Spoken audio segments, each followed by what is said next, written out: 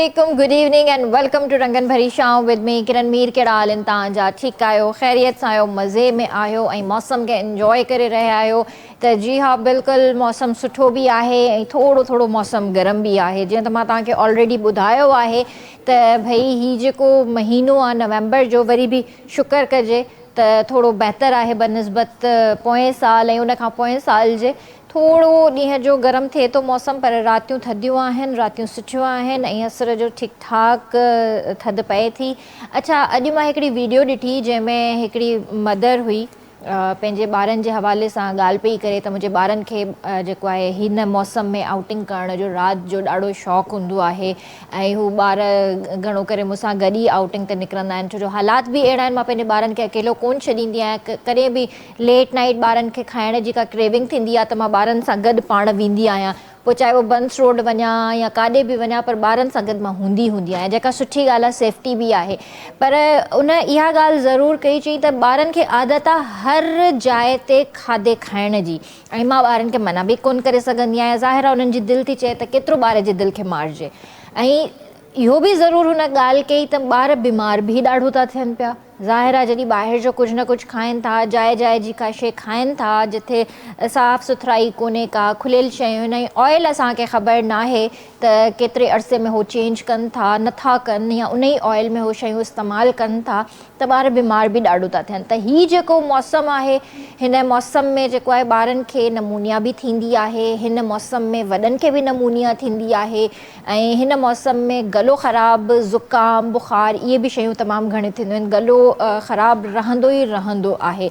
सो बहितर आहे त तव्हां पंहिंजे ॿारनि खे जेको आहे सम्झायो त जिथे बि मानी खाइनि था त जॻह ॾिसनि साफ़ सुथरी आहे ऐं कहिड़े पासे मानी खाइणु घुरिजे या कहिड़े पासे मानी न खाइणु घुरिजे। त इहो मुंहिंजे ख़्याल सां असां पेरेंट्स जो ई कमु आहे त असां पंहिंजे ॿार खे गाइड कयूं। बाक़ी इहा ॻाल्हि रही त हुननि खे बीमारी थिए थी, त ज़ाहिर आहे हर जॻह जो खाधो बि न खाइजे, कुझु मसाला बि तेज़ हूंदा आहिनि, कुझु ऑयल बि सही न हूंदो आहे, त उन सां तबियत ई ख़राबु थींदी आहे।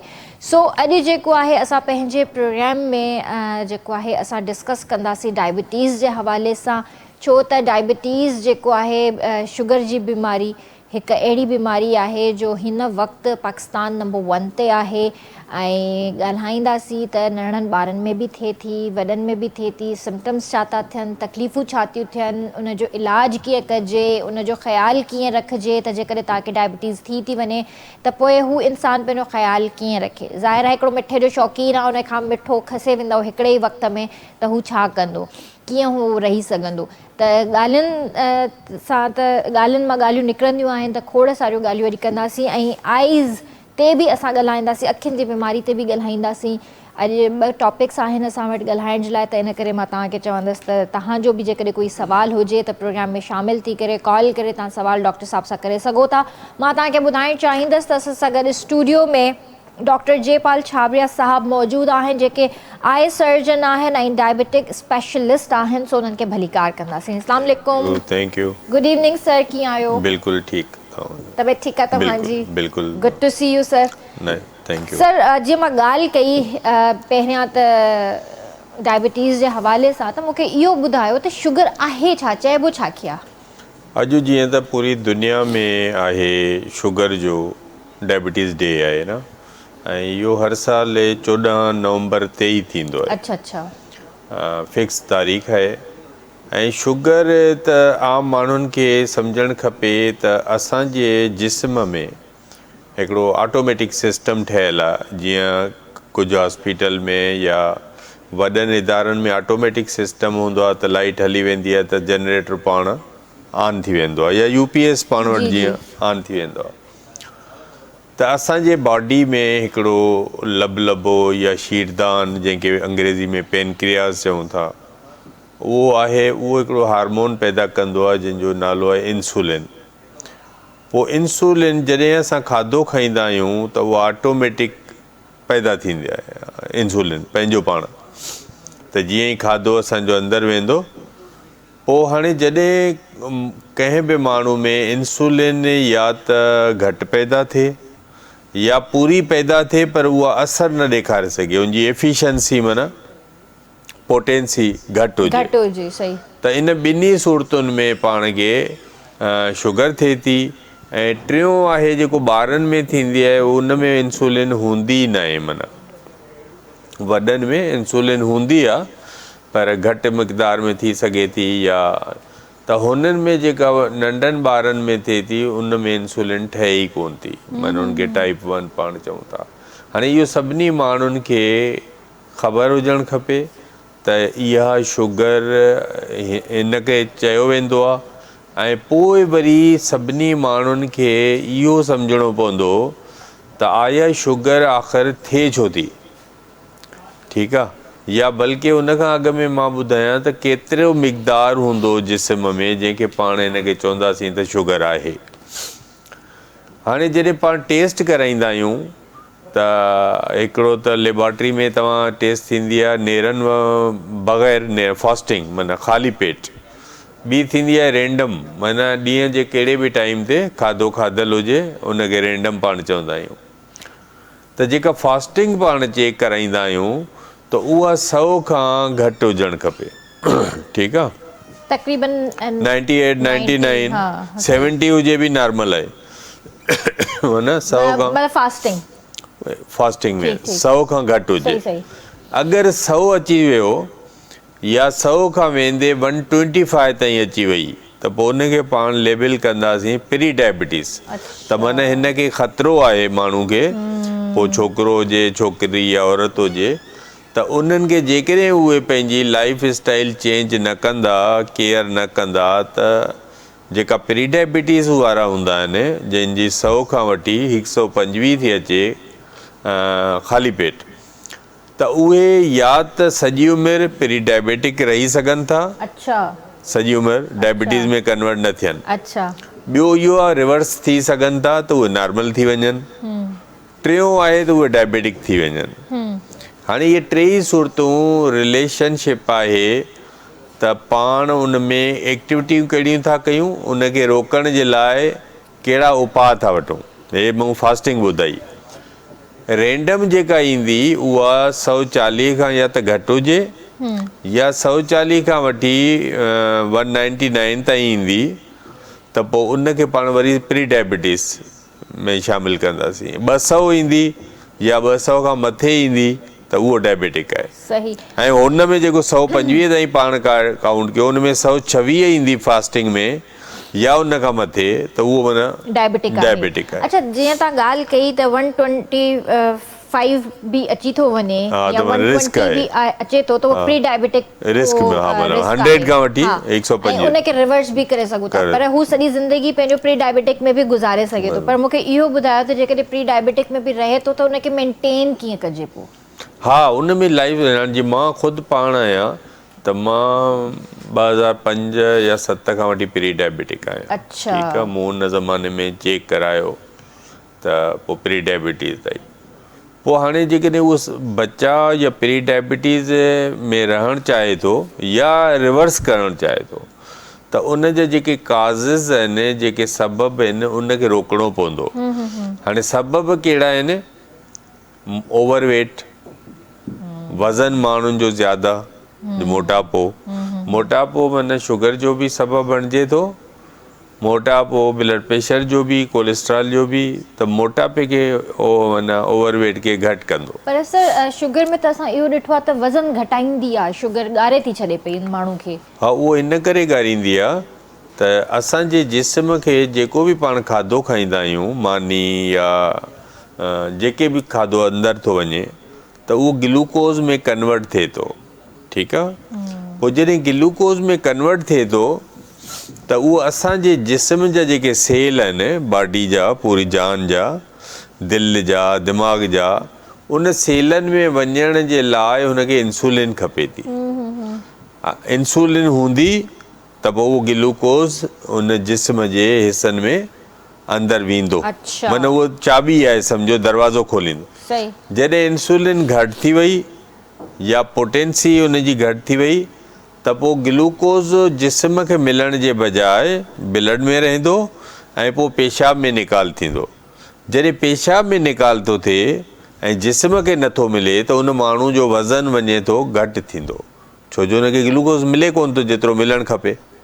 कमु त माण्हू ओतिरो ई करे थो उहो जेको हुनखे करिणो आहे, पर हुनखे न्यूट्रिशन जेको ग्लूकोज़ खपे उहो नथो मिले। उहो हुनजे पेशाब में, पोइ उन्हनि माण्हुनि खे पेशाब बार बार अचे थो, ज़्यादा अचे थो, राह जो उथिणो थो पए।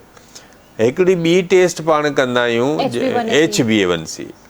HbA1c तमामु जेके यंग आहिनि 30-40 खां मथे, उन्हनि सभिनी माण्हुनि खे साल में हिकु दफ़ो कराइणु घुरिजे, ठीकु आहे। ऐं जेके डायबिटिक आहिनि, शुगर जिन खे ख़बर पइजी वई आहे, उन्हनि खे त हर 3 महीननि में कराइणी आहे। छो त इहा HbA1c जेका 3 महीननि जी असांखे रीडिंग ॿुधाईंदो आहे त असांजी एवरेज कीअं आहे। उहो 3 महीननि जो ईअं थिए थो त असांजा जेके रत जा जुज़ा आहिनि ॻाढ़ा, रेड ब्लड सेल्स, उन्हनि में हेमोग्लोबिन थिए थी। उहा हेमोग्लोबिन पाण खे ग्लूकोज़ खे स्टोर करे थी, एब्ज़ॉर्ब करे थी।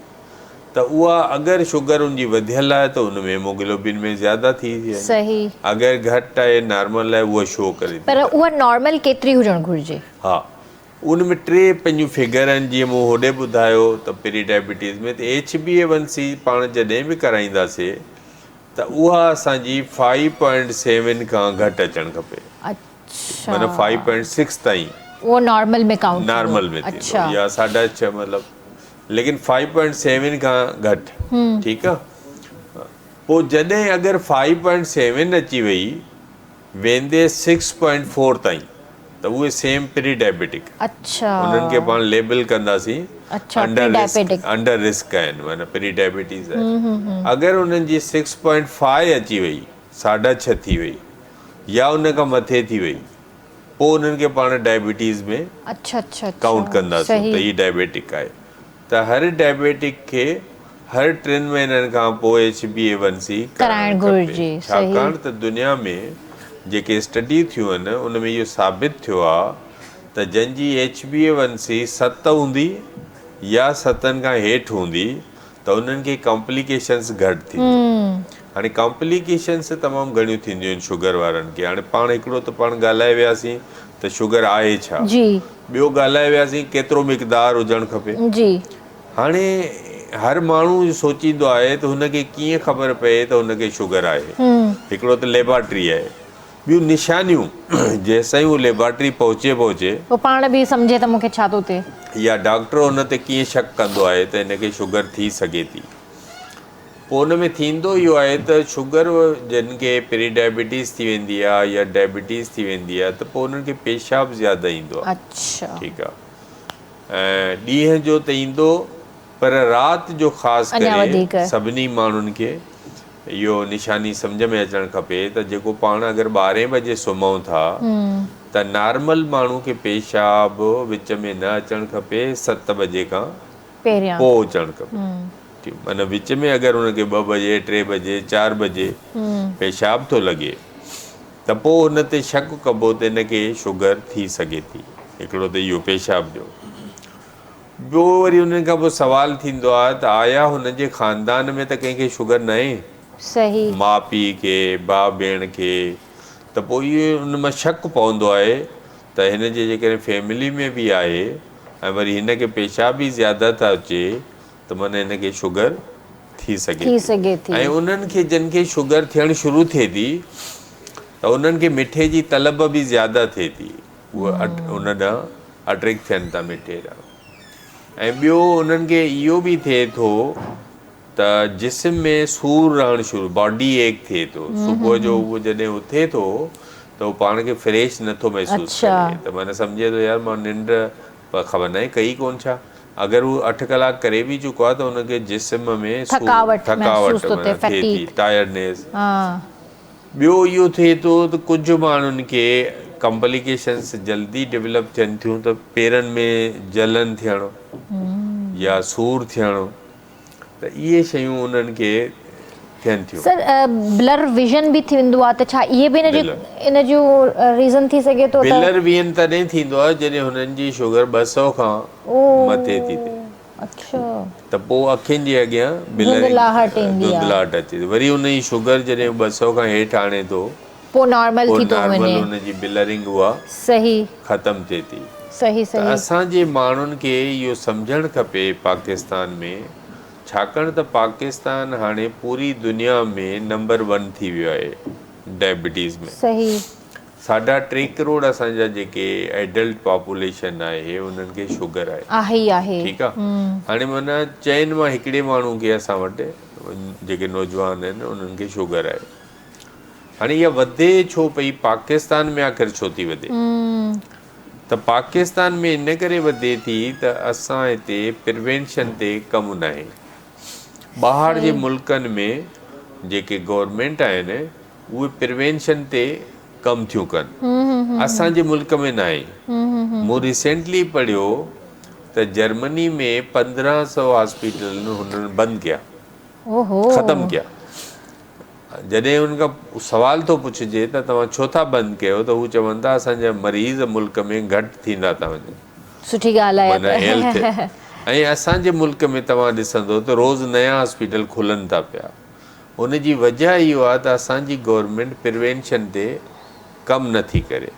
प्रिवेंशन ते कमु कीअं थींदो? माण्हुनि खे वधि में वधि नॉलेज ॾियणु ज़रूरी आहे। जीअं हीअ तव्हां अॼु प्रोग्राम रखियो आहे त इहो असांजे टेक्स्ट बुक्स में हुजे, सरकार हर टीवी चैनल खे बाउंड करे त जेके हेल्थ जा ॾींहं आहिनि तव्हां उन ते 1 घंटे जो प्रोग्राम ज़रूरु कयो, वर्कशॉप कयो, उन ते तव्हां अॼु त ॻाल्हायो। पाण डायबिटीज़ ते बीमारियूं त हार्ट अटैक, हाणे पाण अॼु सुबुह जो पढ़ियोसीं त जिना हॉस्पिटल जो जेको ॾिसो आहे सर, डायरेक्टर, उनखे हालांकि हुनजी वॾी उमिरि कोन्हे पर हुनखे का तकलीफ़ हूंदी, शुगर या ब्लड प्रेशर या कोलेस्ट्रॉल हाई या ॿियो फैमिली हिस्ट्री, न त हालांकि हुनजी एॾी वॾी उमिरि कोन्हे। त इहो पाण आहे त गवर्नमेंट खे प्रिवेंशन ते कमु करणु खपे। तमामु जेके इलेक्ट्रॉनिक मीडिया जा इदारा आहिनि उहो पंहिंजो हेल्थ ते उन्हनि खे बाउंड करे त तव्हां प्रोग्राम रखो। सिलेबस में हुजणु खपे त जीअं ॿार पढ़नि, उन्हनि खे नॉलेज मिले। इंटरनेशनल डेज़ ते प्रोग्राम थियणु खपनि स्कूल में, कॉलेजिस में, यूनिवर्सिटियूं में। त ऐं ॿियो त गवर्नमेंट कमेटी ठाहे उन ते रिपोर्ट वठे त आख़िर डायबिटीज़ में असां जेको नंबर 1 थी विया आहियूं इन खां निकिरूं कीअं, इन खां बचूं कीअं। त लाज़मी आहे उन में माण्हुनि खे छा करिणो पवंदो त जॾहिं असां डायबिटीज़ थींदी आहे त असीं पंहिंजे औलाद खे बि ट्रांसफ़र कंदा आहियूं। माना हिकु माउ खे या पीउ खे जॾहिं शुगर थी थिए त उहो इहो चई करे न करे त मुंहिंजी ज़िंदगी मौत, माना अलाह ताला असांखे अकुलु ॾिनो आहे, सम्झ ॾिनी आहे त असीं पंहिंजे ख़्यालु कयूं सिहत जो। ऐं हू माउ पीउ जॾहिं ख़्यालु न कंदा त उन्हनि जी माना ॾोहो उहो औलाद खे भोगणो पवंदो। माना हुननि जा 5 ॿार आहिनि त 2-3 खे शुगर ज़रूरु थींदी, माना उन्हनि जो ॾोह न हूंदो पर हुननि खे इहा विरसे में मिले थी, हेरिडिटी में। छो जो माउ पीउ खां जॾहिं शकिल मिले थी त माउ पीउ खां बीमारियूं बि मिलनि थियूं। त इन जे करे त हर माउ पीउ खे ख़्यालु करणु खपे त उहे हेल्दी हुजनि, उन्हनि खे हार्ट अटैक न थिए, माना दिलि जी बीमारी न हुजे, शुगर न थिए, छाकाणि त इहे बीमारियूं पोइ औलाद खे ॾेई वेंदा आहिनि। पर सर इहे शयूं असांखे विरासत में त मिलनि थियूं, पर अॼु जो जेको खाधो आहे, जीअं मां स्टार्ट में हिकिड़ी वीडियो जी ॻाल्हि कई त हुनजी ॿार जी माउ चए थी त मुंहिंजे ॿारनि खे क्रेविंग आहे, राति जो क्रेविंग थिए थी, हीउ मौसम अचे थो त ॿार खाइण पीअण जो शौक़ीन अथसि, त इहे अनहेल्दी शयूं बि त असांखे शुगर ॾींदियूं हूंदियूं न ज़रूरु। इन में ॿियूं शयूं इहो सम्झणियूं पवंदियूं पाण खे त हिकिड़ो त पाण इहो सबबु ॻाल्हायोसीं त भई हिकिड़ो काज़ आहे हेरिडिटी, ॿियो काज़ छा आहे त फिज़िकल एक्टिविटी ॾींहों ॾींहुं घटि पई थींदी वञे।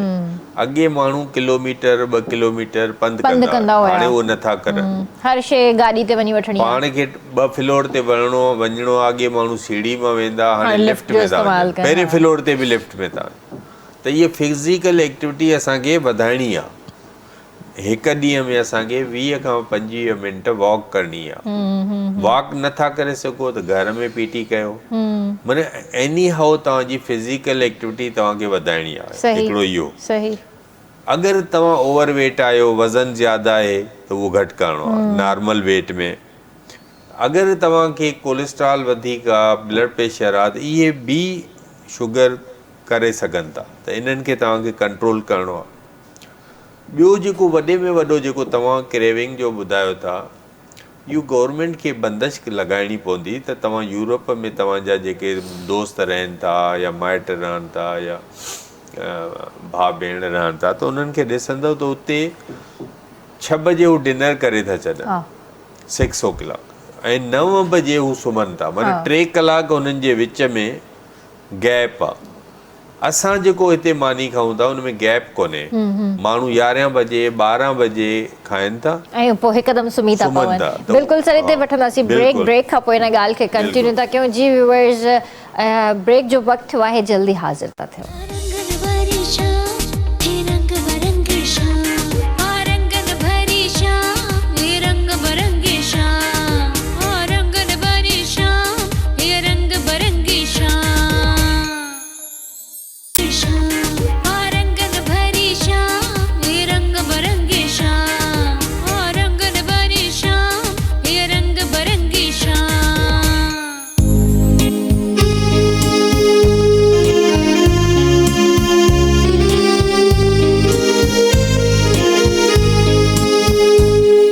तव्हांखे भलीकार कंदासीं रंगन भाई शाम में। तव्हां बि असांजे प्रोग्राम में शामिल थी सघो था, असांखे कॉल करे सघो था। नंबर मुंहिंजी स्क्रीन ते अची रहियो आहे। जेकॾहिं कोई बि सवाल करणु चाहियो था डॉक्टर साहब सां, त तव्हां बिल्कुलु करे सघो था रिगार्डिंग शुगर। ऐं जीअं त शाम जो टाइम आहे ऐं शाम जो चांहि जी तलब बि थींदी आहे, ऐं हुन सां गॾु जॾहिं हुजे टपाल मेज़बान, त पोइ मज़ो जेको आहे न अञा वधीक ज़बरदस्त थी वेंदो आहे। सो टपाल मेज़बान सिंध की नंबर 1 चाय वापस लाया है अपने सारिफीन के लिए। सबसे बड़ी कैंपेन टपाल मेज़बान जश्न जमालो। टपाल मेज़बान जश्न जमालो में हिस्सा लेने के लिए सारिफीन टपाल मेज़बान जश्न जमालो का कोई भी पैक खरीदें, अपनी मालूमात पैक पर दिए हुए कूपन पर दर्ज करें और घर के करीबी टपाल मेज़बान जश्न जमालो के ड्रॉप बॉक्स में डाल दें और मौका पाएं टीवी गेम शो टपाल मेज़बान जश्न जमालो में हिस्सा लेने का और ढेर सारे कीमती इनामात जीतने का।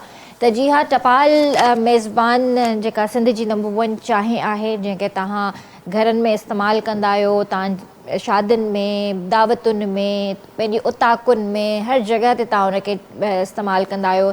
तव्हांजा दोस्त ऐं भाउ भेण आहिनि, तव्हां उन्हनि खे चांहि पीआरींदा आहियो, टपाल मेज़बान जी चांहि पीआरींदा आहियो, त हुनजो ज़ाइक़ो ख़ुशबू ॾाढो ज़बरदस्त आहे। कड़क चांहि ठहंदी आहे, तव्हांजा सभु थक दूरि थी वेंदा आहिनि। ऐं उन सां गॾोगॾु टपाल मेज़बान जश्न जमालो जेको असांजो गेम शो आहे, उन में तव्हां बिल्कुलु हिसो वठी सघो था। जॾहिं तव्हां इनखे ख़रीद कंदा पैक खे, उन में तव्हां पंहिंजी डिटेल्स लिखंदा ऐं भर वारे ड्रॉप बॉक्स में जॾहिं तव्हां विझी छॾींदा, त क़ुरानदाज़ी जे ज़रिए तव्हांजो नालो निकिरंदो ऐं तव्हां हिसो वठी सघो था टपाल मेज़बान जश्न जमालो में। ऐं शर्त इहा आहे त तव्हांखे गेम्स खेॾणियूं पवंदियूं, अचिणो पवंदो पंहिंजे फैमिली फ्रेंड्स ऐं सभिनीनि सां गॾु अची करे गेम्स खेॾंदा ऐं पोइ तव्हां ढेर सारा क़ीमती इनाम बि खटे सघो था।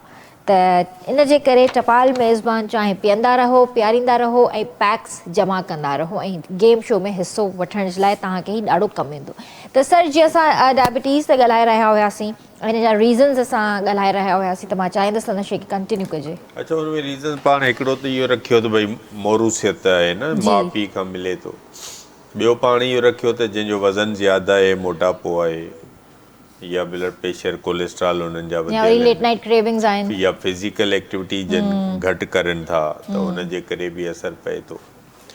ॿियो पाण चयोसीं लेट नाइट जेके खाइनि था, इहो बि हिकिड़ो वजह आहे।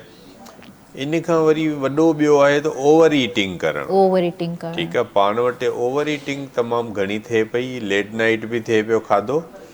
ओवर ईटिंग ईअं थिए थो त माण्हू कंहिंजी दावत में वञे थो, शादी में, त पोइ जिते तव्हां ॿियनि शयुनि जे खाधे जे बजाए 4 खाई था छॾियो, कोल्ड ड्रिंक ज़्यादा था पियो, या स्वीट्स उते ज़्यादा था वठो, या खाधो घणो था खाओ। त इहो ओवर ईटिंग पाण वटि कॉमन थिए पई पाकिस्तान में। लेट नाइट बि खाऊं पिया ऐं ओवर ईटिंग। हाणे हुन में थिए छा थो त गवर्नमेंट खे इन ते पाबंदी लॻाइणु खपे त जीअं पिज़्ज़ा पाण वटि मिलंदो आहे, चवंदा आहिनि 12 बजे खां पोइ वठो त तव्हां घटि प्राइस या हाफ प्राइस।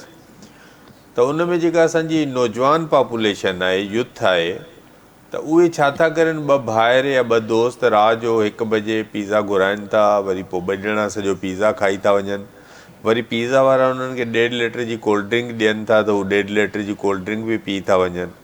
त इहे इन जे करे लेट नाइट ईटिंग ऐं ओवर ईटिंग जेका इहा थिए पई, इन जे करे पाण वटि शुगर वधंदी थी वञे, पाकिस्तान नंबर वन थी वियो आहे। हिकिड़ो ॿियो रीज़न पाण वटि आहे पाकिस्तान में, त जेका माइग्रेशन थींदी आहे, माना रूरल आबादी खां शहरी आबादी ॾांहुं, बहिराड़ी खां शहर ॾांहुं, हाणे हिते लाज़मी आहे जेके सहूलियतूं बहिराड़नि में गवर्नमेंट नथी ॾिए, सुठा स्कूल न आहिनि, कॉलेज न आहिनि, यूनिवर्सिटियूं न आहिनि, उते कारखाना कोन था लॻनि, त उतां जा माण्हू पोइ पंहिंजे तरक़ी जे लाइ वॾनि शहरनि ॾे अचनि था, या अमन अमान न आहे, या उते लोड शेडिंग घणी आहे, त पोइ जेको नंढे शहर मां माण्हू माइग्रेट करे थो वॾे शहर में, कराची में, लाहौर में, पेशावर में, त उन्हनि जो अचानक जेको हू जिस्म में तब्दीली अचे थी। मिसाल जेको बहिराड़ी जा माण्हू आहिनि, उहो राति जो 8 बजे 9 बजे मानी खाई था छॾनि, ऐं कराची जो माण्हू 11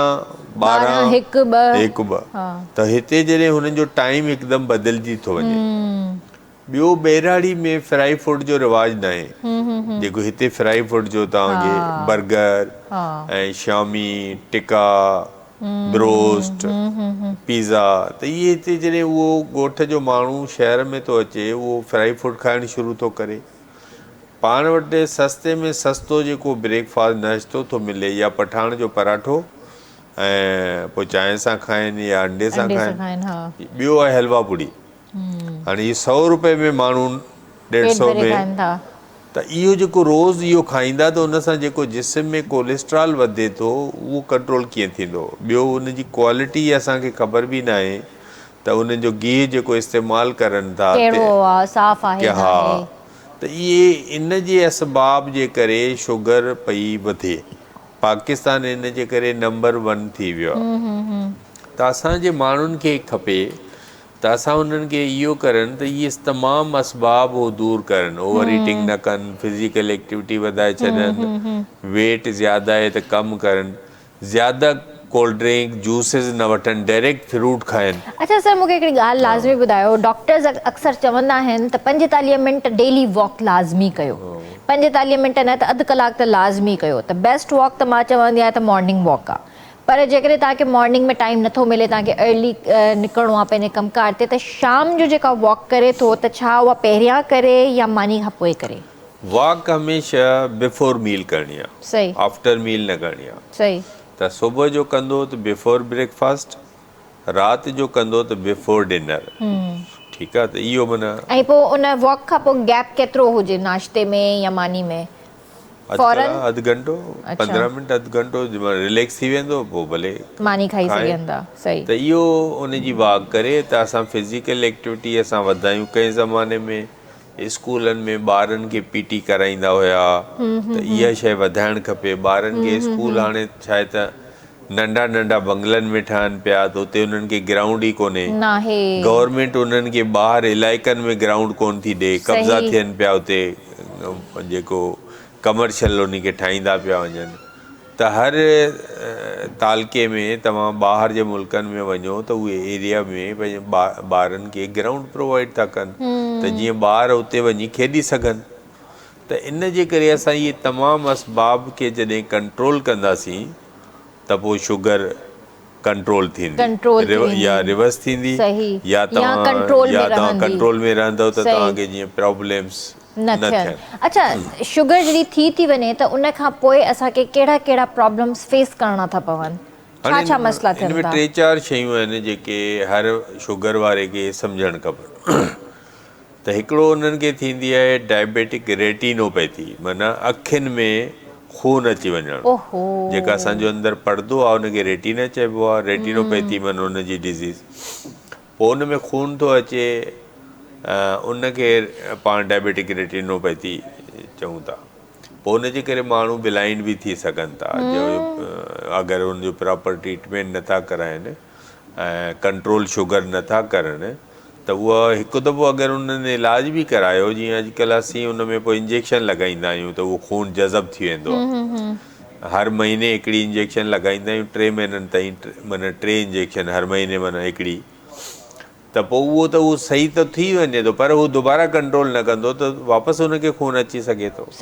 त इन जे करे कंट्रोल करणु नंबर 1 ज़रूरी आहे, इलाज त पोइ। त इलाज इहो उनजी डायबिटिक। ॿियो थिए थो नेफ्रोपैथी, गुर्दनि ते असरु थिए थो। तव्हां आदिब रिज़वी जे वार्ड में वेंदा त तव्हांखे ज़्यादातर उते डायबिटिक मिलंदा जंहिंजा गुर्दनि कमु छॾे ॾिनो। त असांजो छा थो थिए, जॾहिं माण्हू शुगर कंट्रोल नथा करनि त उहो शुगर गुर्दनि जे थ्रू निकिरे पई घणी ऐं उन्हनि जी वेसल्स खे तबाह करे, जंहिंजे सॼे बॉडी जूं असांजी जेके वेसल्स आहिनि उनखे माना डैमेज करे, त गुर्दा ख़राबु था थियनि। ॿियो आहे गैंग्रीन। अच्छा, ठीकु आहे, गैंग्रीन इहो आहे त तव्हांखे को बि इन्फेक्शन थी वियो पेर में, हथ में, त आम माण्हू हिते छा कंदा आहिनि त उन्हनि ते तवजह नथा ॾियनि ऐं उनजी लापरवाही जे करे उहो इन्फेक्शन उन्हनि जो वधी थो वञे, गैंग्रीन में चेंज थो थी वञे। ठीकु आहे, उनजो मां हिकिड़ो नंढिड़ो मिसाल ॿुधायां त मुंहिंजे बिल्डिंग में जिते आउं रहंदो हुयुसि अॼु खां 10-15 साल पहिरियां, त उते हिकिड़ो बैंक जो मैनेजर रहंदो हुयो। हाणे उन बैंक जे मैनेजर खे इहा त सहूलियत हुई त उहो पंहिंजे हॉस्पिटल में वञी इलाजु कराए, पर हुन वटि गाॾी कोन हुई।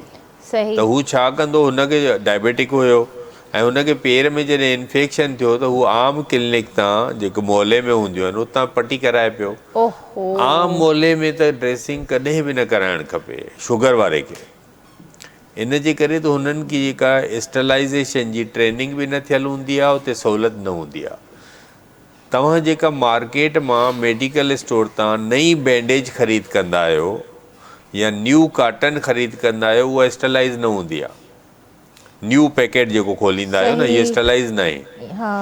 ऐं जेका बैंडेज पाण वठंदा आहियूं, जेका ख़ाकी पने में, उहा बि स्टलाइज़ न हूंदी आहे। अगरि स्टलाइज़ हूंदी आहे त उहा अलॻि सील मिलंदी आहे, उहा कॉस्टली हूंदी आहे बैंडेज। ठीकु आहे, त असांजे माण्हुनि खे इहो सम्झणु खपे त कंहिं बि शुगर वारे खे ज़ख़म थिए त उनखे सीरियस वठे, उनखे पायोडीन सां ड्रेसिंग करे, पाण बि करे सघे थो, हथ चङी तरह धोई वॉश करे, ऐं उहो बैंडेज अगरि इहा यूज़ कंदो खुलियल वारी, त पोइ उनखे तव्हां इस्त्री प्रेस कंदव त पोइ उनजा जरासीम मरी वेंदा। न त तव्हांखे जेका सील पैक ईंदी आहे बैंडेज, उहा वठणी पवंदी। ऐं इहा जेका काटन वठो था, इहा बि स्टलाइज़ न आहे, इनखे तव्हां पोइ पाणी में विझी बॉयल, त जीअं उनजा जरासीम ख़तम थी वञनि, मरी वञनि। या उन काटन खे तव्हां समूरे जो पायोडीन जे अंदरि डुबोयो, जीअं डिटोल में विझबो आहे, स्पिरिट में विझबो आहे, त उनजा जरासीम सभु मरी वञनि।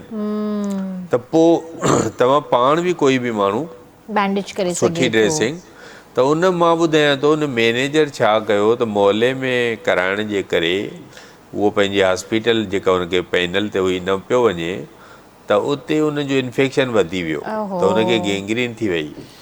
पोइ हिकु दफ़ो उनजी वाइफ मूंखे मिली, जॾहिं ॿुधाई त डॉक्टर साहब इसका जख्म बढ़ गया है, तो डॉक्टर सर्जन ने उनको टांग काटने का बोला है, तो मैं लिख के नहीं दे रही हूँ।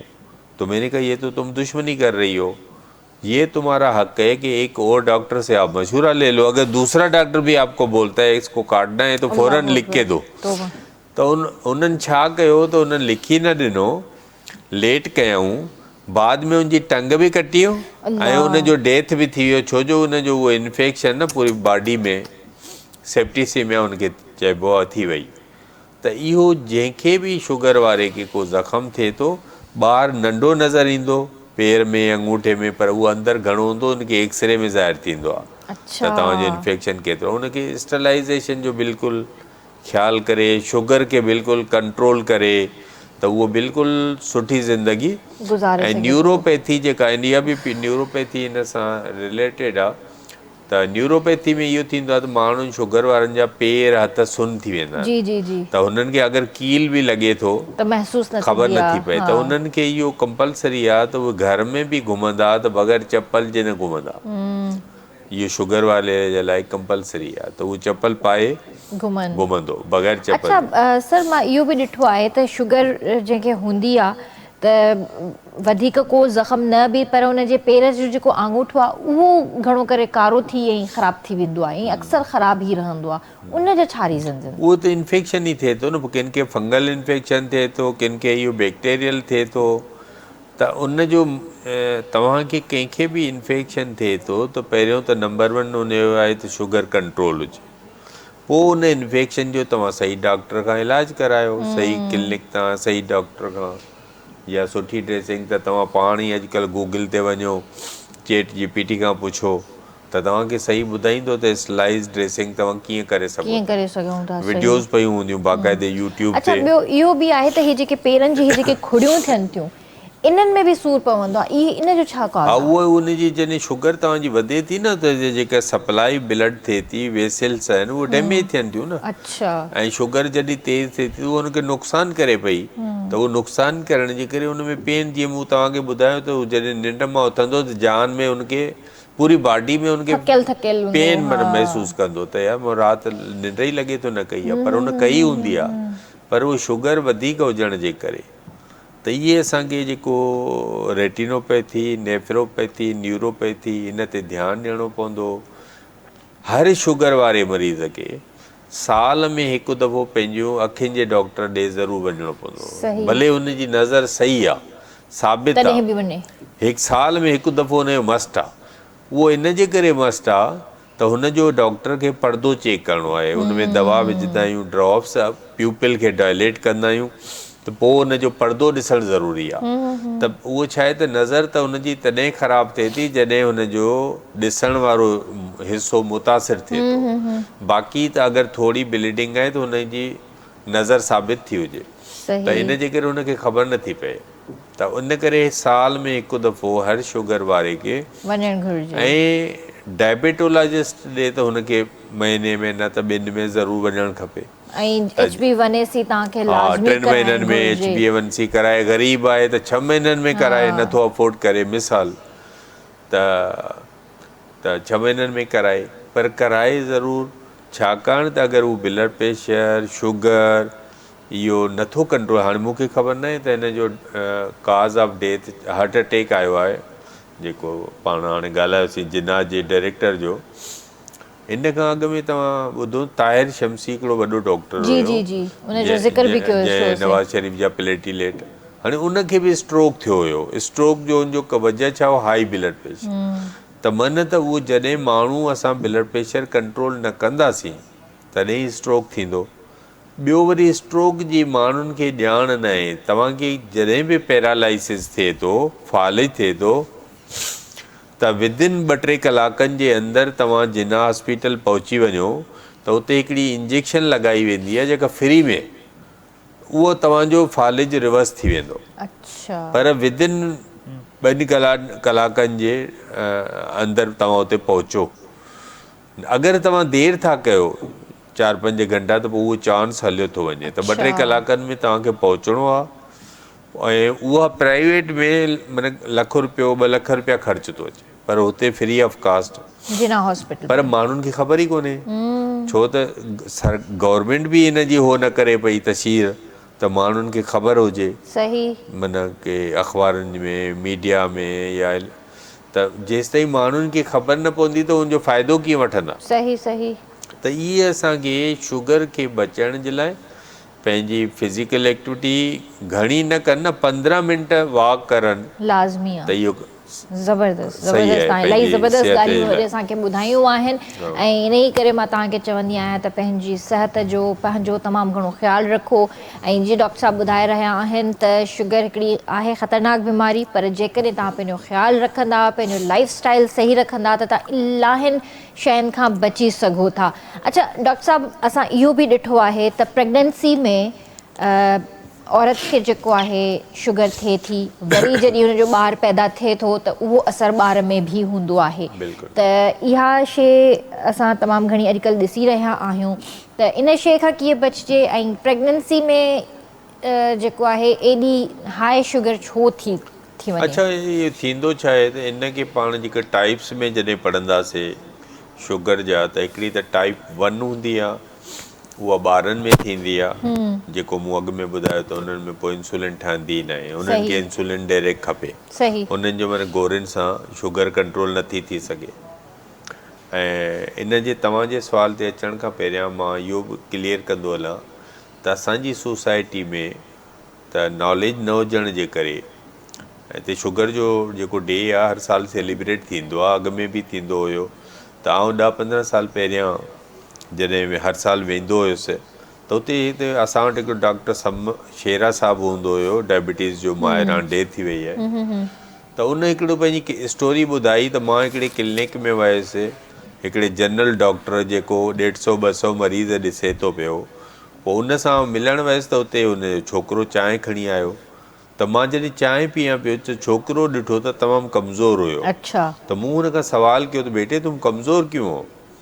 तो उन्होंने बताया सर मुझे शुगर है और डॉक्टर साहब ने मुझे गोलियां लिख दी हैं, मैं खा रहा हूँ।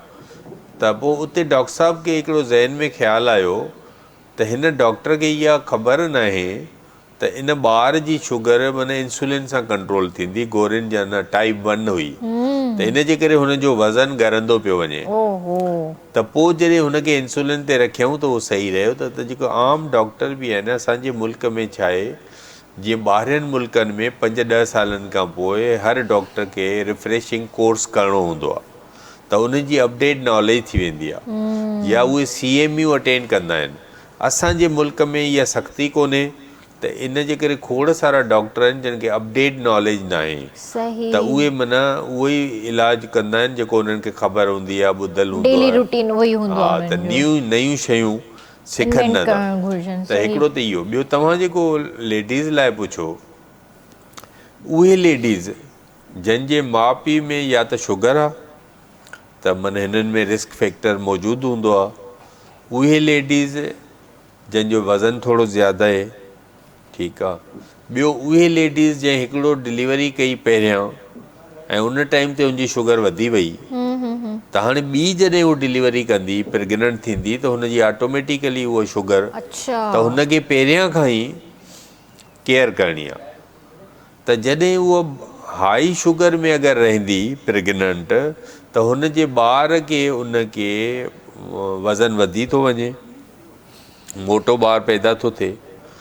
हाणे उहो मोटे ॿारु जेको पैदा थियण जो आहे ओवर वेट, उन जा हिकु त माई खे डेथ थी सघे थो, 3 kg 3.5 kg जो, या 4 kg 5 kg जो ॿारु अगरि, त पोइ उन ओवर वेट हुजण सां हिकु त माउ लेडीज़ खे, माउ खे ख़तरो आहे, ॿियो ॿार में हिन जो शुगर थियण जो फिर ख़तरो आहे। त जंहिं बि औरत खे हिकु दफ़ो इन जे करे तमामु जेके लेडीज़ आहिनि जॾहिं प्रेग्नेंट थींदियूं आहिनि, त हुनजी माना 6 ऐं 7 महीने जे विच में, 6 ऐं 7 मंथ जे विच में उनजी डायबिटीज़ ज़रूरु चेक थींदी आहे। ऐं उहे लेडी माना जंहिंखे न थी चुकी आहे उन्हनि जी माना सभ जी थियणु खपे सही। ऐं ॿियो उन्हनि जी जिन खे पहिरियां रिस्क हुई, उन्हनि जो त जीअं ई उन्हनि खे ख़बर पए थी प्रेग्नेंट आहे, त उन ॾींहं खां ई हुननि खे पंहिंजो मॉनिटर करण जी सही। ज़रूरत। सर हिकिड़ी कॉल वठंदसि, पोइ हिन ॻाल्हि खे कंटिन्यू था कयूं। हेलो, अस्सलाम वालेकुम। सलाम। अदी मुंहिंजो डॉक्टर साहब सां सवाल करिणो, मोहम्मद सुमर काका हैदराबाद खां पियो ॻाल्हायां। जी जी भाउ। मूंखे डायबिटीज़ माना तक़रीबन 11 सालनि खां वठी आहे, हींअर एज मुंहिंजी 66 आहे। अच्छा अच्छा, माशाल्लाह। हा, ऐं रिटायर टीचर बि आहियां हींअर पंहिंजी जाइ ते। सही सही। 2020 जी रिटायरमेंट। मुंहिंजी थोरो अखियुनि जे पर्दे जो त मामिलो हो त मूं क्लियर कराए छॾियो, पर्दा त मुंहिंजा ॿई तक़रीबन माना ख़तम थी चुका आहिनि। सो उन जे लाइ करे हींअर जेका मां इंसुलिन ते आहियां, हिकिड़ी एक्ट्रापिड थी लॻे, ॿियो हींअर जेको आहे सो स्कार्ड। हींअर एक्ट्रापिड बंदि करे स्कार्ड ते आहियां, 36 यूनिट लॻायां थो सुबुह खां, हर 12 यूनिट हर मानी खां पहिरीं। अच्छा।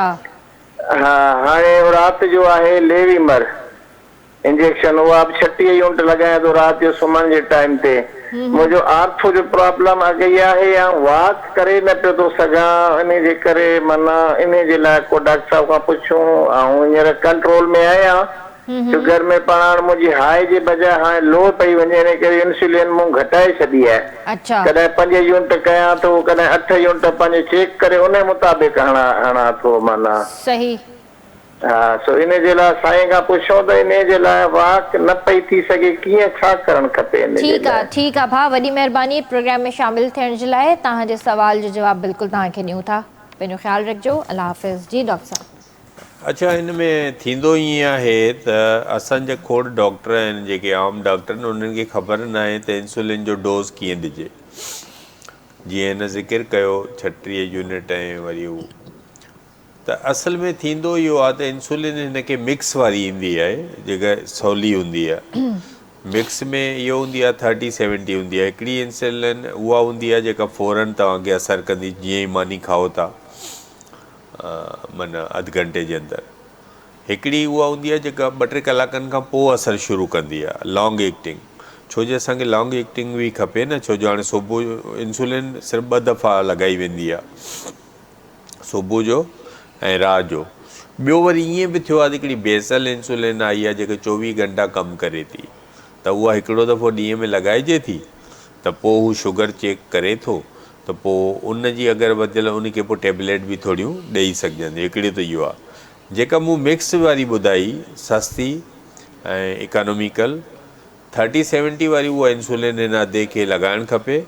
ऐं कैलकुलेट ईअं कबो आहे त जीअं मिसाल हिन जो वज़न 60 kg आहे मिसाल, या 80 kg आहे, पाण 80 वठूं त इन 80 kg वारे खे 0.5 खां असां स्टार्ट कंदा आहियूं, माना 40 यूनिट टोटल हुनखे असां ॾींदासीं पूरे ॾींहं में। अच्छा। हाणे जॾहिं 24 असां डिसाइड कयो त हिनखे 40 यूनिट लॻाईंदासीं, त सुबुह जो जेको डोज़ हूंदो आहे उहो 2 हिसा हूंदो आहे, शाम वारो डोज़ 1 हिसो हूंदो आहे। ठीकु आहे। असां जेकॾहिं कयूं था त भई हिन जी 80 जो पाण कयो त 80 खे पाण कंदासूं 26 माना 78 ते वञी बीहंदो, त 26 2 हिसा जेके आहिनि उहे सुबुह जो हुनखे लॻंदा। अच्छा। माना 52 सही यूनिट, ऐं राति जो हिकिड़ो 26 लॻंदो। सही। छो त ॾींहं जो माण्हू नाश्तो बि करे थो, मंझंदि जी मानी बि खाए थो, शाम जी चांहि, विच में फ्रूट, माना घणो थो खाए। राति जो त हू सुम्ही थो पए खाई। त जेतिरी बि हुनखे अगरि 60 यूनिट लॻे थी मिसाल, त 40 सुबुह जो, 20 राति जो। बिल्कुलु। त इहो तव्हां इंसुलिन जो हिनखे डोज़ सही करे, ऐं जेको हिन एक्सरसाइज़ ॿुधाई, घुमी नथो सघे त वेही करे जेको हथ हिलाए सघे थो या टंगू हिलाए, त जेका पॉसिबिलिटी हुन वटि आहे, या पेरनि सां हू साइकिल जेका हलाइण वारी करे सघे थो। बिल्कुलु सर, हिते ब्रेक वठंदासीं ऐं तव्हांखे उमेद आहे त तव्हांजे सवाल जो जवाबु मिली वियो हूंदो। वठूं था हिते ब्रेक ऐं जल्दी हाज़िर था थियूं।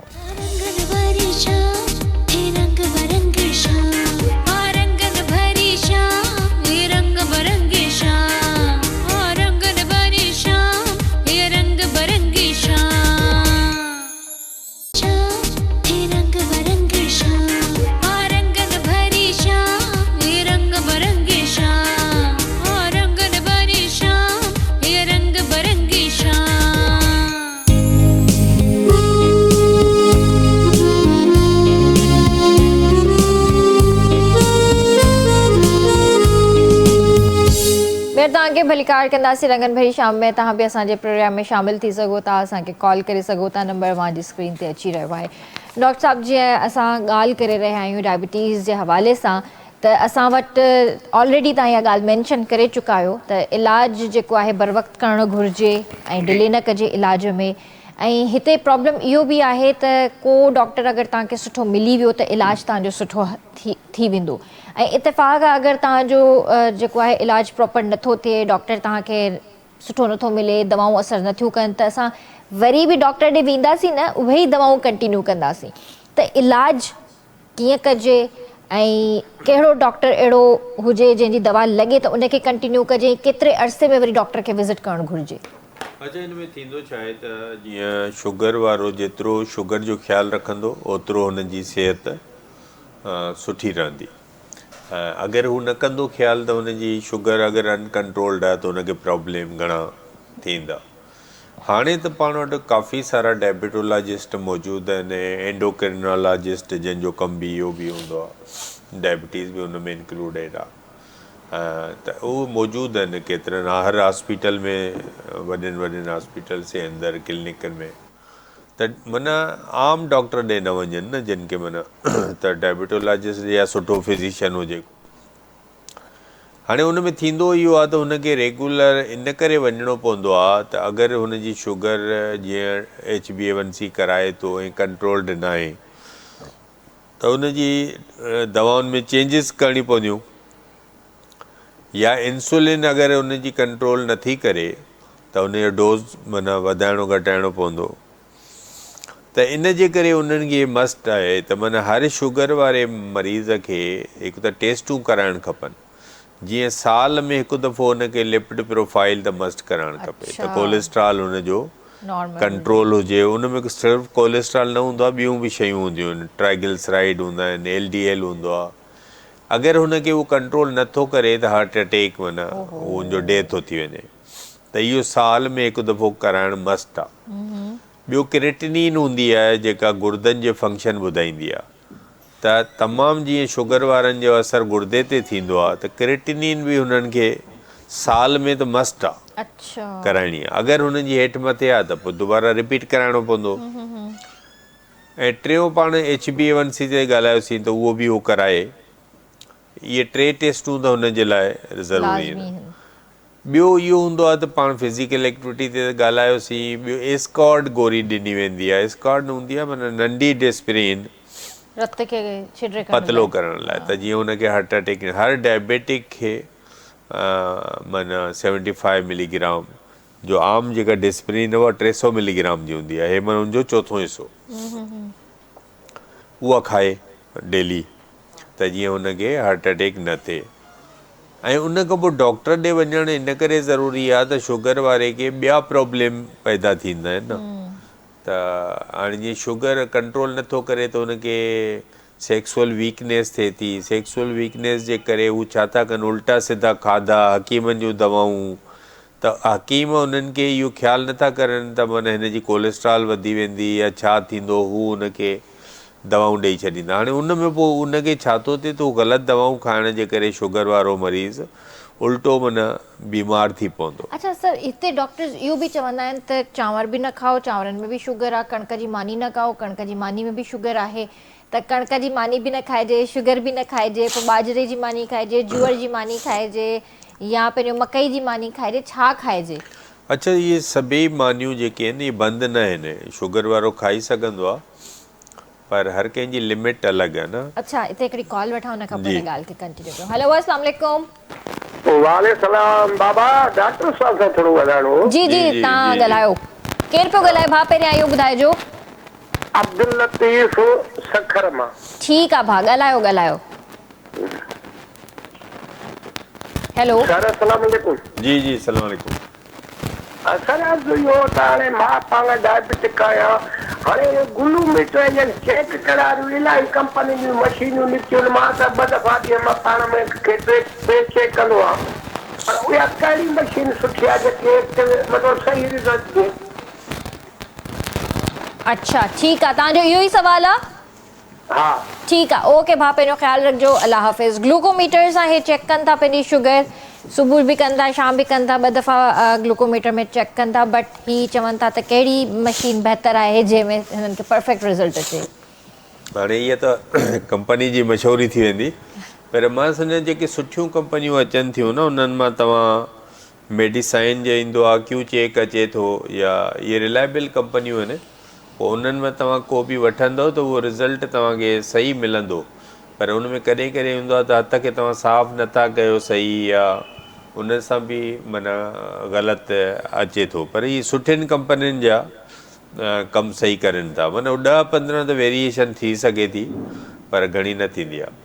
हाणे पाण जेको इलाज ते ॻाल्हायूं पिया त माण्हुनि खे इलाजु इन करे ज़रूरी आहे त हू प्रॉब्लम्स खां बचनि। त पोइ उन्हनि खे अच्छा हिकिड़ो कुझु असांजे इहो बि सोसाइटी में सम्झंदा आहिनि त इंसुलिन आख़िरी इलाजु आहे। इहो न आहे। इंसुलिन पहिरें ॾींहं खां कंहिं बि शुगर जे मरीज़ खे पाण इंसुलिन ते रखी सघूं था। वजह त जेके गोरियुनि सां गोरियूं खाईंदा आहिनि न, गोरियुनि में साइड इफेक्ट हूंदा आहिनि। का गोरी गुर्दे ते असरु कंदी आहे, का लिवर ते असरु कंदी आहे, पर इंसुलिन जो को नुक़सानु न हूंदो आहे। सही सर, हिते हिकिड़ी बि कॉल वठणु चाहींदसि। हेलो, अस्सलाम वालेकुम। तव्हांजी कॉल जेको आहे डिस्कनेक्ट थी वई, तव्हां असांजे प्रोग्राम में ॿीहर कॉल करे सघो था। जी, त इन जे करे उहे जेके माण्हुनि खे इंसुलिन अगरि वञणु शिफ्ट थियणु चाहिनि त इंसुलिन बेस्ड ट्रीटमेंट आहे। सही। ऐं बाक़ी गोरियूं अगरि हूंदियूं आहिनि त पोइ कुझु गोरियुनि जे लाइ जीअं मेटफॉर्मिन, ग्लूकोफेज या ॿियनि जे नालनि सां अचे थी, त इहा गुर्दनि ते असरु कंदी आहे। जंहिंजी क्रिएटिनिन वधियल आहे त उन्हनि खे इहा न ॾिबी आहे। अच्छा, ॿी ॻाल्हि मूंखे इहा ॿुधायो त असां जेका मानी खाऊं था मंझंदि जो या सुबुह जो नाश्तो कयूं था या राति जी मानी खाऊं था ऐं उन खां पोइ डॉक्टर साहब चवनि था त भई तव्हां हिकिड़ो चार्ट ठाहियो त तव्हां पंहिंजी रैंडम चेक कंदा रहो, त उहो परफेक्ट टाइम कहिड़ो हूंदो आहे, 2 कलाक या 4 कलाक आफ्टर मील जॾहिं असां शुगर चेक था कयूं? अच्छा, जेका शुगर चेक करणी हूंदी आहे न उन जा 6 टाइम आहिनि, पोइ डिफरेंट डे ते डिफरेंट उन में चेक करणु खपे। जीअं हिकिड़े ॾींहुं तव्हां कई फास्टिंग त ॿिए दफ़े तव्हांखे नाश्ते खां 2 घंटा पोइ, ठीकु आहे, वरी हिकिड़े ॾींहुं लंच खां पहिरियां, हिकिड़े ॾींहुं लंच खां 2 कलाक पोइ, हिकिड़े ॾींहुं डिनर खां पहिरियां, वरी डिनर खां 2 कलाक पोइ। त इहे 6 टाइम आहिनि जेके मुख़्तलिफ़ ॾींहंनि ते तव्हां मुख़्तलिफ़ चेक कयो। कुझु माण्हुनि जी इहो हूंदी आहे फास्टिंग नॉर्मल ईंदी आहे, राति जो वधियल हूंदी अथनि, कुझु माण्हुनि जी वरी फास्टिंग वधियल हूंदी आहे, राति जी नॉर्मल। त इहो डिफरेंट हू करे लिखनि त जीअं उन्हनि खे ख़बर पए त मुंहिंजी कहिड़े टाइम ते मुंहिंजी वधे थी, त उनखे हू मैनेज करे सघे। सही। इते कॉल वठंदमि। हेलो, अस्सलाम वालेकुम। जी भाउ, केरु पियो ॻाल्हाए? जी जी, छा चवणु चाहींदव?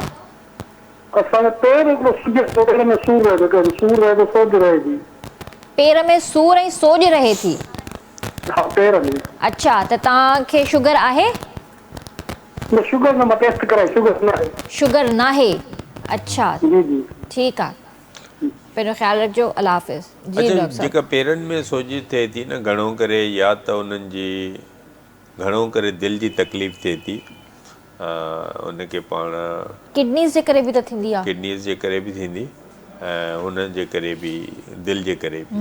त इहे उनखे माना 2 शयूं कराइणी पवंदियूं चेक, त आया उनजी दिलि बि सही आहे या हो। बाक़ी एज़ अ ट्रीटमेंट त हुननि खे डायूरेटिक ॾिबो आहे, त उहो पेशाब ज़्यादा ईंदो। पेशाब ज़्यादा अचण सां उहा जेका सोजन आहे उहा सही लही वेंदी। सही। त बाक़ी इहो आहे त उनजो सबबु ॼाणणु ज़रूरी आहे त इहा छो थी थिए, वजह छा आहे हिनजी। वजह, त उहो उनखे ॾेखारे। सही सर। हाणे थोरो असां आइस ते बि ॻाल्हायूं त कैटरेक्ट पहिरियां त ॿुधायो त मोतियो पाणी जेको आहे ऑपरेट कराईंदा आहिनि असां वटि। कैटरेक्ट जेको आहे अॼुकल्ह अर्ली एजिस में बि थी थो वञे। हूअं त असां 60 खां पोइ ॿुधण में ईंदो हुयो, पर हाणे ॿुधण में ईंदो आहे कंहिंखे कंहिंखे त तव्हांखे 40-50 जे विच में बि थी थो वञे। त कैटरेक्ट जेको थिए थो ऑपरेट कराइनि था, उन जे कुझु टाइम खां पोइ वरी बि उन्हनि खे उन ई अखि में कैटरेक्ट थिए थो, त इहो छा रीज़न हूंदो आहे मोतियो पाणी? अच्छा, हिकिड़ो त माण्हुनि खे ख़बर हुजे त कैटरेक्ट छा आहे। असांजी अखियुनि में लेंस हूंदो आहे हर माण्हू जे। कोई हूंदो आहे ॿार कंजेनिटल अहिड़ा बि हूंदा आहिनि जंहिंमें लेंस न हुजे, वेरी रेयर, न त लेंस हुजे थो। उहो लेंस ट्रांसपेरेंट हूंदो आहे, असांखे साफ़ु ॾिसण में ईंदो आहे। ऐं नॉर्मल तौरु एज फैक्टर जे करे जॾहिं 60 खे वेझा पहुचूं था पाण, त 50 खां पोइ उन में लेंस चेंजिस अचनि थियूं ऐं पोइ उहो ओपेक थो थी वञे, गैर शफ़ाफ़। त उन खे कढी करे उन जे पहिरियां त सॼो कढियो वेंदो, हाणे फ़ेको तरीक़े सां उनखे एब्ज़ॉर्ब कयो वेंदो आहे, पोइ उन जी जॻह ते लेंस विधो वेंदो आहे। त लेंस विझी करे त उहो नॉर्मल उनजी आईसाइट थी वेंदी आहे। बाक़ी मोतियो घणो करे एज जे करे थिए थो, बाक़ी पैदाइशी बि थी सघे थो ॿार खे। ऐं चोट जे करे, धकु लॻण जे करे कंहिंखे चोट लॻी वञे उनजे करे बि थिए थो। ऐं कुझु जीअं डायबिटीज़ वारा आहिनि उन्हनि खे अर्ली थी थो वञे, अनकंट्रोल्ड शुगर आहे, त इहे उन जा वजह आहिनि। अच्छा, इहा तव्हां मूंखे वॾी ॻाल्हि ॿुधाई, त मतिलबु धकु लॻण सां बि तव्हांखे मोतियो पाणी थी सघे थो? बिल्कुलु थी सघे थो, चोट लॻी वेंदी। त इन जे करे माण्हुनि खे जिन खे बि डॉक्टर ॿुधाए थो त तव्हांखे कैटरेक्ट आहे, त तव्हां हिकिड़े ॿिए डॉक्टर खां ओपिनियन वठणु चाहियो त वठो। ऐं पोइ अॼुकल्ह एॾो सुठो इलाजु उनजो आहे त उन में न इंजेक्शन लॻायूं था असां, न टांको लॻे थो, ऐं मरीज़ 5 मिंटनि में ऑपरेशन कराए हलियो वञे, घर घुमंदो हलियो। ज़बरदस्त। हिते हिकिड़ी कॉल वठंदासीं। हेलो, अस्सलाम वालेकुम। वालेकुम अस्सलाम। जी भाउ, केरु पियो ॻाल्हाए? सिकंदर पियो ॻाल्हायां लारगाणो खां। डायबिटिक जे हिसाब सां डॉक्टर साहब खां सवाल करणो हुयो। जी जी। साईं, पंहिंजो आउं डायबिटिक जूं दवाऊं खाईंदो आहियां, पाइज़र जी 3 या B2 जी। तक़रीबन हर हफ़्ते आउं पंहिंजी मुख़्तलिफ़ टाइमनि ते शुगर चेक कंदो आहियां ग्लूकोमीटर सां। त उन में जेका फास्टिंग वारी ईंदी आहे उहा बिल्कुलु नॉर्मल ईंदी आहे, यानी 100 खां घटि हूंदी आहे। ऐं रेंडम में 160 ताईं जेको आहे सो ईंदी आहे। उन ई सेम डे ते 2 कलाकनि खां पोइ या नाश्ते खां पोइ इहे चेक कंदो आहियां। त छा आउं डायबिटिक पेशेंट आहियां या ईअं ई दवाऊं पियो खावां जेको आहे सो। ऐं हिकिड़ी शइ जेका आगाही या रहनुमाई कंदव त शुगर पेशेंट जेको आहे उहो केतिरी शुगर बि जो हू पेशेंट मञियो वञे त ही प्री पेशेंट आहे या ही मुकमिल पेशेंट आहे। सर वॾी महिरबानी। ओके ओके, थैंक यू पंहिंजे अच्छा, ख़्याल इहो जो। तव्हां शायदि प्रोग्राम न ॿुधो त शुरू में मां ॿुधाए चुको हुयुमि त शुगर जो केतिरी माना मिक़दार में हूंदी त पाण हुनखे डायबिटीज़ चवंदासीं। फास्टिंग तव्हां सभु गोरियूं बंदि करे फास्टिंग कंदा 100 खां घटि अचणु खपे। 100 खां वठी 125 ईंदी तव्हां प्री डायबिटिक आहियो। 126 ईंदी फास्टिंग त तव्हां डायबिटिक आहियो या उन खां मथे हुजे। ऐं रैंडम वारी जेका हूंदी आहे 140 खां घटि हुजे। 140 खां माना 199 ताईं हूंदी त प्री डायबिटिक आहे। 200 ईंदी 200 खां मथे ईंदी त डायबिटिक आहे। सेम HbA1c में 5.7 खां घटि अचणु खपे। 5.7 खां 6.4 ताईं ईंदी त प्री डायबिटिक आहे। 6.5 या मथे ईंदो त डायबिटिक आहे। त इहो त तव्हां पाण हुनखे कराए सघे थो। कॾहिं कॾहिं ईअं थींदो आहे कुझु माण्हुनि में त हुननि खे आम शुगर चेक कई वेंदी आहे त उहा नॉर्मल ईंदी आहे, पर हुनखे कंहिंखे प्रॉब्लम पैदा थींदा आहिनि त पेर जलनि था, हथ जलनि था या पेशाब ज़्यादा थो अचे त उन सूरत में OGTT oral glucose tolerance test कराई वेंदी आहे। ॿियो प्रेगनेंसी में बि कराइबी आहे पाण ग्लूकोज पीआरे करे औरत खे त उन में उनजी शुगर किथे ताईं पहुचे थी पई। त इन करे उहो जिन में शक हूंदो आहे पर उहो आमतौरु डायग्नोज़ न थींदा आहिनि त पोइ उन में OGTT कराई वेंदी आहे ओरल ग्लूकोज। त पोइ ग्लूकोज जो उहो गिलास पीआरे उन्हनि खे पोइ उते विहारिबो आहे लेबॉर्ट्री में। हिकिड़ी उन्हनि जी रीडिंग पहिरियों वठिबी आहे, वरी कलाक खां पोइ हिकिड़ी 2 कलाक खां पोइ उहो वठिबी आहे त उहो डायग्नोसिस। सर कॾहिं कॾहिं ईअं थींदो आहे, मां पंहिंजी ॻाल्हि थी कयां पई त कॾहिं कॾहिं ईअं बि थींदो आहे जो घर में हुजां त वेठे वेठे ईअं फील थींदो आहे त थोरो ड्राउज़ीनेस फील थींदी आहे ऐं महसूसु थींदो आहे त ॼण अलाए BP लो थो थिए, अलाए शुगर लो थी थिए, सम्झ में कोन ईंदो आहे। पोइ कुझु मिठो अगरि पियो हूंदो आहे त उहो थोरो खाई छॾींदी आहियां त थोरी देरि खां पोइ मूंखे बेटर फील थींदो आहे। त इन जो छा मक़सदु आहे? उहो त हीअं थींदो आहे न, कुझु माण्हुनि खे हाइपोग्लाइसीमिया थींदी आहे जेके घणो गैप ॾींदा आहिनि। मिसाल हाणे तव्हां लंच कई 2 बजे, हाणे उहो 8 बजे ताईं 9 ताईं कुझु नथो खाए त उनखे वीकनेस थी सघे थी न, त उनखे कुझु खाधो खपे। ऐं हिकिड़ा त अहिड़ा मरीज़ आहिनि, मुंहिंजो पर्सनल दोस्त आहे हिकिड़ो, त हू हुनखे हाइपोग्लाइसीमिया घणी थींदी आहे त हुनखे मिठो खाइणो पवंदो आहे। इहे थोरा माण्हू हूंदा आहिनि, न त असांजी बॉडी में इहो सिस्टम ठहियलु आहे जीअं इंसुलिन पैदा थिए थी त लिवर ग्लूकोज पैदा कंदो आहे, उहो स्टोर बि कंदो आहे। त जीअं पाण मिसाल रोज़ो रखंदा आहियूं त रोज़े में त पाण न खाधो नथा खाऊं त उहो लिवर असांखे ग्लूकोज ॾींदो आहे, उहो उन वटि स्टोर थियलु आहे।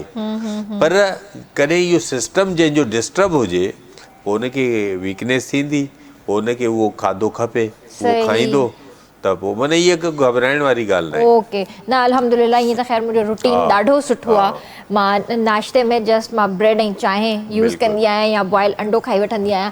ऐं मंझंदि जी मानी मां 1-1.5 जे विच में इन ते पाण ॻाल्हायूं। हिकिड़ी माना माण्हुनि खे ज़रूरु ॿुधायूं त इहा अंग्रेज़ी में कहावत आहे, take breakfast like a king, take lunch like a prince and take dinner like a बेगर।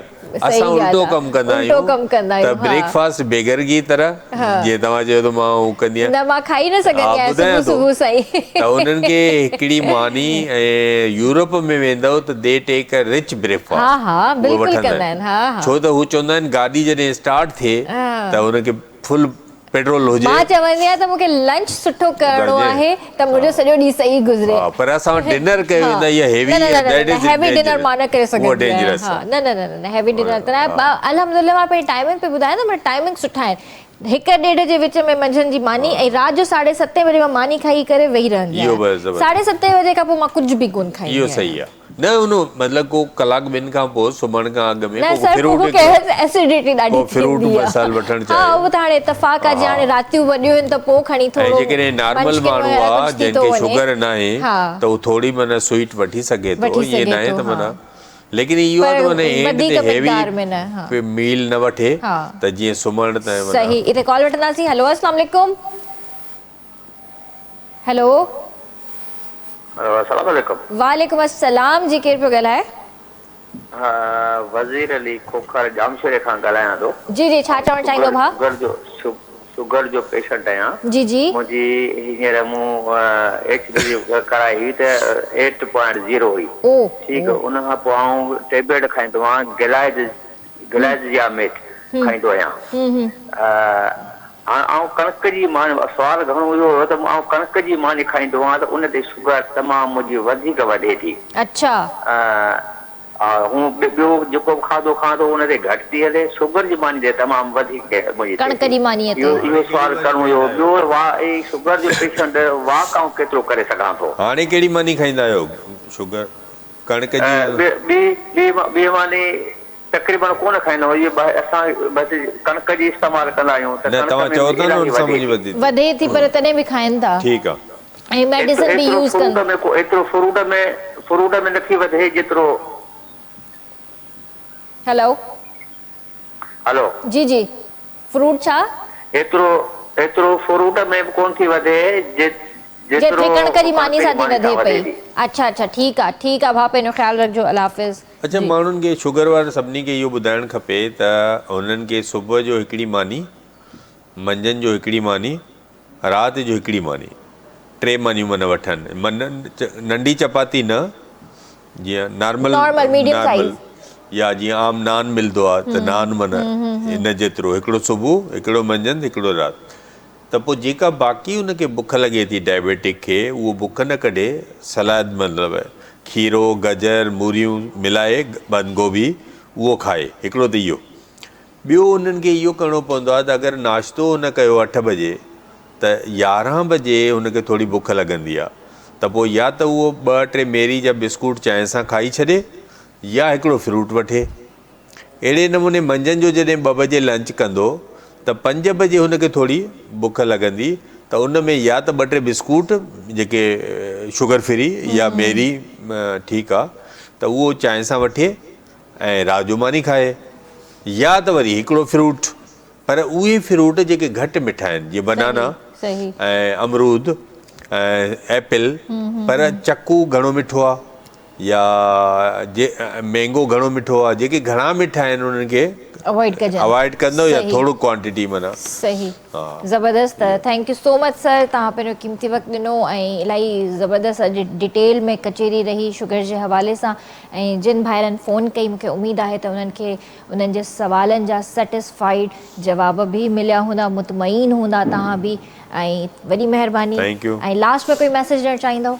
हा, इहो ई मैसेज आहे त असां पाकिस्तान में पोलियो फ्री बि न आहियूं ऐं नंबर 1 डायबिटीज़ में थी विया आहियूं। त असांजी गवर्नमेंट खे बि एफर्ट्स वठणु खपनि त प्रिवेंशन ते अवेयरनेस घणे में घणी ॾियूं, ऐं पब्लिक खे पाण बि पढ़णु खपे। जेके बि असांजा नौजवान पढ़ियल आहिनि, गूगल ते पाण खोले पढ़ी सघनि था त प्रिवेंशन असां कीअं था करे सघूं, शुगर छो वधे पई। ऐं शुगर जा मां जॾहिं तव्हांखे काज़ बि ॿुधाया त उनजी वजह इन करे थी त असीं ओवरवेट न थियूं, ओवर ईटिंग न कयूं, लेट नाइट न खाऊं, फिज़िकल एक्टिविटी असां वधायूं पंहिंजी, त पंहिंजी गाॾी किथे दूर बीहारे किथे 1 किलोमीटर पंधु करे वञूं, मथे वञिणो आहे त 2-3 सीढ़ियूं चढ़ी वञूं लिफ्ट जे बजाए। त इहो असां जॾहिं कंदासीं त पोइ बहितर थी वेंदो। अलाह साईं थोरा हालात बि बहितर करे जो, किथे असां गाॾी पार्क करे ऐं वॉक करणु निकिरूं था त पोइ मोबाइल खसिजी थो वञे सर हिते। ठीकु आहे, इहो बि त मसइलो आहे, पर तंहिंजे करे चवंदा आहिनि त prevention is better than cure. So पंहिंजो तमामु घणो ख़्यालु रखिजो। वीकेंड आहे ऐं वीकेंड खे भरपूर तरीक़े सां पंहिंजो इंजॉय कजो, बट पंहिंजो ख़्यालु तमामु घणो रखिणो आहे। इंशाल्लाह तव्हां सां मंडे ते मुलाक़ात कंदासीं। तेसिताईं पंहिंजे प्यारनि जो तमामु घणो ख़्यालु रखिजो। मूंखे RBS जी पूरी टीम खे ॾींदा इजाज़त। अल्लाह हाफ़िज़।